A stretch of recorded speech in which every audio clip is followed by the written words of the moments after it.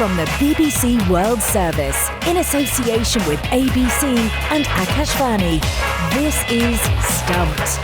Hello, I'm Nikesh Rugani and welcome to Stumped. I'm joined by Brett Sprigg for the ABC in Sydney and Jaru Sharma is in Mysore for Akashvani. Now, I've been speaking to India great Ravichandran Ashwin. He's taking on a new challenge in the US in Major League Cricket with the San Francisco Unicorns, hoping his experience and skill will help them reach new audiences. We discussed his coaching ambitions, his thoughts on teen sensation Vaibhav Suryavanshi, and what attracted him to Major League Cricket. Once I decided to quit playing the IPL and play cricket for India, I was pretty keen on exploring how cricket works in other parts of the world, where at the moment the game stands is the franchisee leagues are the ones that are really creating the economic model for the players, and it's not just in the IPL.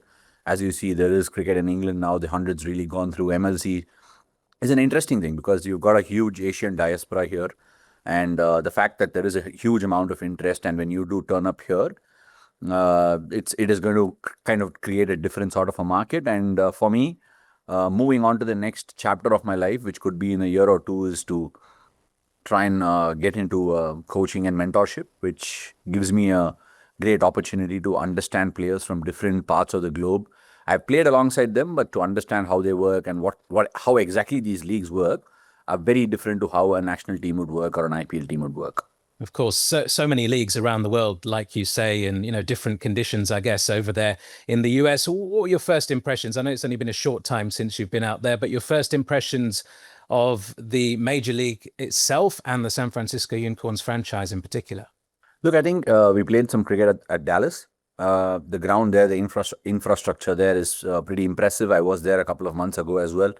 I think it's only going to get better as we play more cricket and as this becomes an annual feature here in America. And for my sake, I haven't played cricket for a year. I had a pretty bad meniscus tear. Jumping back onto the wagon and trying to play, it was actually a bit of a new experience for me. Not being in the middle for a year, never had that happen in the last 2 decades. So I had to really work my way through and look forward to getting deep into this tournament, and most importantly, want to enjoy. And this part of my career is not about trying to accomplish or prove anything to anyone. It's about understanding what I might want to do in the future, enable a few players, pass on whatever little knowledge I've got. And most importantly, the Unicorns are into a space where they are trying to automate the game. They're trying to get AI, enable them to make this game better for the players and for the audience. So my little bit, my 2 cents on it would be something that I'm here for as well. So in many ways, it's a great fit. I saw what the owners wanted to do, so it was a pretty easy wagon for me to get onto. Lots of young players in the Unicorns squad, of course. And look, I first came across you, the first time we interacted was 2013, post the Champions Trophy win at Edgbaston. And then I've spoken to you a couple of times since. It's been a while, but it was obvious then the way you thought, the way you answered my questions, that sort of the tactical side of the game was very much something you were always thinking about, and new innovative ways of trying to win matches and sort of stuff that you brought into your bowling over the years.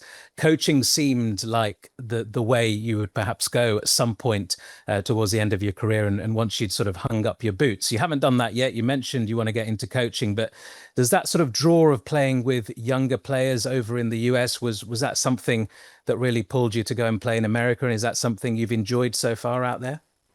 Look, I think coaching at the highest level is, in as much as about tactics, it's also about man management. You have players who will bridge in from different parts of the world and come together to play for one team and for one cause. It's about understanding what works for one and what doesn't work for another. You must be able to cater to their needs as and when it's required. And look, I think tactics is something that's really excited me, and it on a journey that spanned over almost 2 decades. I've had to adapt and innovate in my own game, but that doesn't mean that's the only way everybody gets to play the game. I've been mentoring and coaching teams at a much lesser level as I've been playing. For example, TNPL is a local league, and I've done that with a lot of cricketers over the last 7-8 years. So this is a natural extension, and if this might be something that excites me, and if this is the journey I want to take. I'm not one of those cricketers who's going to say, I played for a couple of decades, I deserve this job. That's not how I do it. And that's just not being truthful to myself. And that's not what I stand for. I would like to know everything, tick all the boxes, understand what it takes to get success, and then probably dip my feet into it. And like I said, this year and the next one probably would just interface me into the next journey of my life or career. And hopefully this would be much more relaxed than what it was in the last 2 decades. There is one competition around the world which doesn't involve a 20-over match. It's the 100. Lots of foreign investment recently came into that competition, and we're going to see the fruits of that this year. There was the first auction held in the 100. With that IPL ownership, not just of 100 teams, but also teams around the world, do you think we're any closer to seeing Indian men players, male Indian players who play for the national team, who are contracted to their various state sides, playing in these competitions around the world? Because, of course, you had to retire from Indian cricket before you had the opportunity to go and play elsewhere. Are we a step closer to seeing perhaps an Indian star playing in another league? The honest answer is no, because I think whether you agree to it or not, the economic model means a lot to the game, and the IPL is standing at the cusp of probably having a valuation that's 10, 100, 200, 300,000x than some of the other leagues. And I do not have the numbers at the top of my head to give you an exact valuation on that. But with that, why does the IPL have that sort of valuation? It's because it's able to retain the quality of players, local players especially, and Indian players are heavily marketable in the country. With all that, enabling them to move on to another league, especially when they're contracted to play for the country, I don't think it's going to happen. But then you will see one odd cricketers here and there who will turn up and play in some of these leagues. That's why I said context is very important. If there is a context that you cannot turn up in more than one home league for every player, then you might start seeing a lot more systematic work in terms of recruiting players to different leagues. On last week's show, Ash, we talked about sort of bilateral series, and you touched on it there, perhaps becoming irrelevant in the future with the amount of franchise cricket that's going on. Also 50-over cricket, perhaps, something might have to give in the future. You've got your short form cricket, which is great for getting new fans in. It's over in 3 or 4 hours. You've got your test cricket, which the purists love. How do you see the future of sort of cricket around the world, international cricket, domestic cricket? Is it time that something is going to have to give? And if so, what is that going to be? Look, I think the straight answer to that is white ball cannot have 2 formats anymore. Someone like me who's really mad about the game, it's very hard for me to watch a 50-over bashathon. It's just an extension of 20-over cricket with 5 fielders inside the circle. Now, absolutely no ebbs and flows to the game. One of the reasons why Test cricket still sells when there are 2 good cricketing teams playing is the fact that the game is able to ebb and flow. And with 50-over cricket, the ebbing and flowing is absolutely out of the window. I don't see how that 50-over format is going to survive the test of time. I would love to be proven wrong, but I can't see how that's going to go for a very long time. I see Test cricket amongst 4-5 nations being very strong. Hope the ICC can create a couple of tires and enable the health of Test cricket to hold on for a while, because it's fascinating cricket. T20 cricket, the franchisee leagues need to be able to set a context. And I do not also like the fact that there is an ICC event every single year, which also makes it very boring to watch. I'd love to see a World Cup once in 4 years. We are in America. There is a FIFA World Cup going on. I would love to watch a World Cup every 4 years. And I do not want to watch a World Cup every year, because that isn't a World Cup anymore. Yeah, that's certainly how it used to be. But there will be another T20 World Cup just 2 years after the previous one. And there's a certain young man that a lot of Indian fans are hoping will be part of that squad. Vaibhav Suryavanshi, new sensation in Indian cricket. He's made the squads for the T20 games against Ireland and England coming up very soon. Just how good is he? I mean, we've heard players talk about this kid is the most talented kid they've ever seen. How good do you think he is? I think he's special. When you watch someone special, you know it straight away. And when you watch him bat, what stood out with Vaibhav is not just the way he's batted. It's also about how he's been able to make subtle adjustments with respect to some senior bowlers coming after him. He's had some very experienced bowlers who have come to him with different plans, and he's shown the ability to adapt quite impressively. For me, I think that's where it stops with respect to talking about Vaibhav Suryavanshi, because he's a 15, 16-year-old kid who I personally believe should have fun playing the game, just like he would in the gullies of wherever he comes from his hometown. So he's not going to have a long road ahead of him where he's going to play without pressure. it will eventually catch up because it will turn into being work. But as of now, I would love for him to have fun and entertain all of us. Well, he certainly is having fun by the looks of it. I mean, how do you manage somebody like that? You mentioned the pressure that's there to come very soon. How do you sort of steer him away from those kinds of pressures and just keep him focused on enjoying his game? Now, quite simply, it's pretty easy. That's what the previous answer also had in it, and just let him have all the fun and not talk to him about the game at all. Allow him to go there and absolutely tonk the balls. And if he has any questions to ask of you, and if you think you can enable him to play without pressure, enable him to do that. And that's pretty much where I would put it. Like I said, you won't have a long road without pressure behind your back. He will face all the ups and downs in life, but for now, he's putting on a show, and he's putting on a show for the world of cricket connoisseurs to watch and just say wow. And he's a phenomenal talent. That was India legend Ravichandran Ashwin talking to me from San Francisco. Finally on Stumped, the Afghanistan women's refugee cricket team is currently on tour in England as they continue their bid to be recognised for international competition. More than 20 members of what was the Afghanistan national team have been exiled in Australia since 2021, when the Taliban returned to power and effectively outlawed female participation in sport in the country. The team is playing a number of T20 matches alongside training opportunities. Players will also attend the final of the Women's T20 World Cup at Lord's. Well, let's speak to one of the players, Duba Sarwari, who can tell us more. Duba, welcome to Stump. Thanks for joining us. Just tell us how it feels to be part of this historic tour to England. It's like pleasure to play part of this beautiful team and playing alongside these talented women and show for all the world that these are strong girls and they can like reach their dream and they can work hard. And it's like a pleasure for me to be part of this beautiful team. Obviously a pleasure to be here, and I'm sure it was a pleasure to meet His Majesty the King yesterday. Yeah, it was such a proud moment.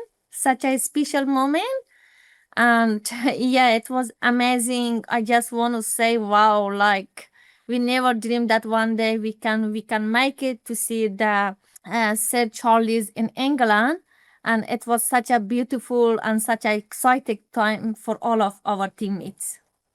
I'm not sure what the conversations were and how much time you had with King Charles, but was he aware of your situation? Was there any sort of advice that he passed on going forward?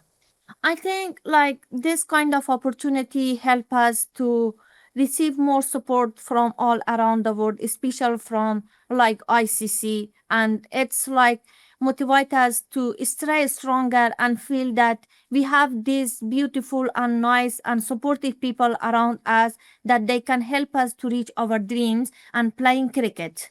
And I'm sure it's great to be in amongst your teammates once again and just doing what you love, playing cricket, right? How do you think you guys sort of playing in tours like this and raising awareness for the plight of women's cricket in Afghanistan, how do you think this will sort of impact world cricket in terms of the women's game? All around the world, all the girls and women, they have this right to play their sport dream that they love it and they want to do it. And it's gonna impact especially on Afghan women's girls, and they are banned from their basic right like writing and reading. And we just try to be a voice for million girls in Afghanistan that they keep silent and they can't raise even their voice for their dreams or for their rights. It's so inspirational, Tuba, and nice to talk to you from where I am in Sydney. I mean, this is a situation over a handful of years now where it's about survival, right, and people's safety. But somewhere in amongst all of that, you've continued on with this journey in cricket, which is just so inspirational. It's this act of defiance and resilience, which I think inspires all of us. How important has the cricket itself been in your life over these past few years? I think cricket is the only way that saved my life, if I want to be honest. And it's like my dream sport. It's when I see the energy, the hard working from my teammates and myself, how much we survive and how much we face challenges until we reach here. It's still like something is still the important things that we recognize from ICC's list, and we hope this is sorted out like by the end of our tour in England. This is what all the players they hope and they want to hear from ICC, that recognize us. Nikesh mentioned a couple of the things on your itinerary and some of the people that you've met so far. What are you most looking forward to for the remainder of your time in England?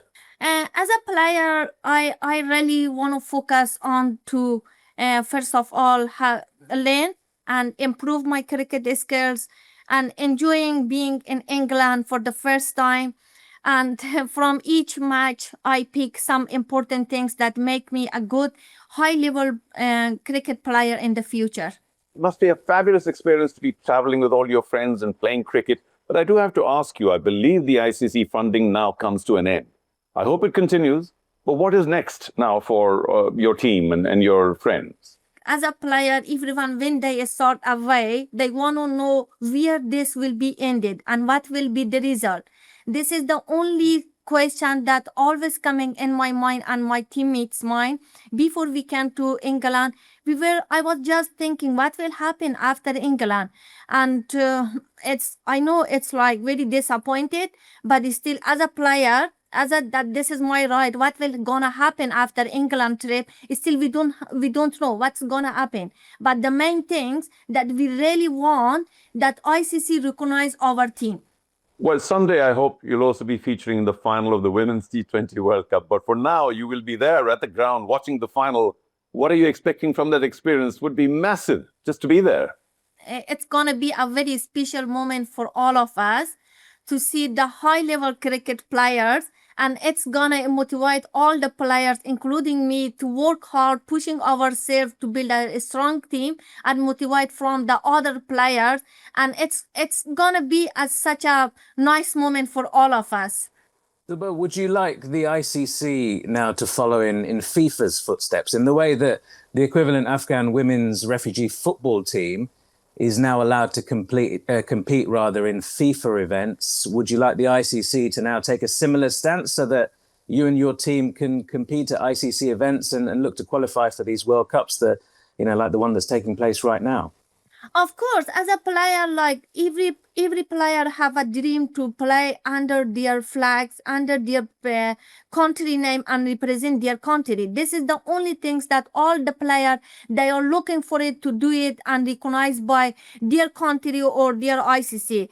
Since I heard about the FIFA that recognize the Afghanistan football team, it's gave us all of us a hope, when FIFA can do this, why ICC can do it? We hope that ICC do the same action that FIFA took for the Afghan football team. Well, Tuba, thank you very much for being on Stumped, and we wish you all the best for the tour. We know that the funding for the Afghanistan women's team is due to run out soon, and there's no news on what happens next, but we'll bring you any developments on Stumped when we know more. That's it for this week's Stumped. Join us again next time. My thanks to Brett Sprigg and Jarush Sharma. Make sure you like and subscribe to our YouTube channel so you never miss an episode. Until next time, it's bye for now.